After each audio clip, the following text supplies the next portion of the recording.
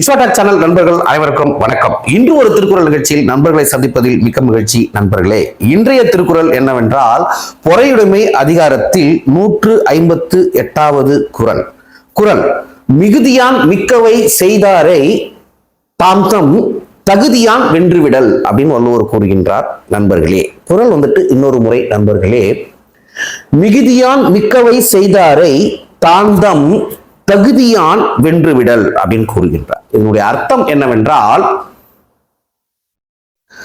கொடூர குணங்களை ஒருங்கே அதிகமாக கொண்டவன் நமக்கு செய்கின்ற அனைத்து தீங்குகளையும் நாம் அதிகமாக பொறுத்து கொள்வோமேயானால் அவனுடைய மனதையும் ஒரு நாள் வென்று விடலாம்.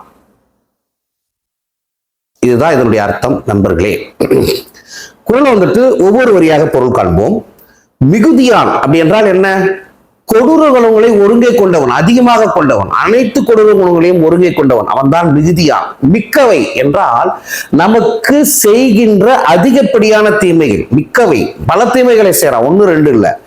செய்தாரை அப்படி செய்கின்றவனை தாம் தம் நாம் நம்முடைய தகுதியான், என்ன தகுதி? பொறுமை, அதிகமான பொறுமை என்கின்ற தகுதியோடு இருந்தால் வென்று விடல், அவனை வென்று விடலாம் அப்படின்னு கூறுகிறார். நண்பர்களே, இந்த குறளுக்கு ஒரே ஒரு சிம்பத்தி தான். என்னன்னு கேட்டீங்கன்னா, இயேசுநாதர் சொல்றார் பாருங்க, ஒரு கன்னத்தை அறைந்தார்க்கு மறு கன்னத்தை திருப்பி காட்டு.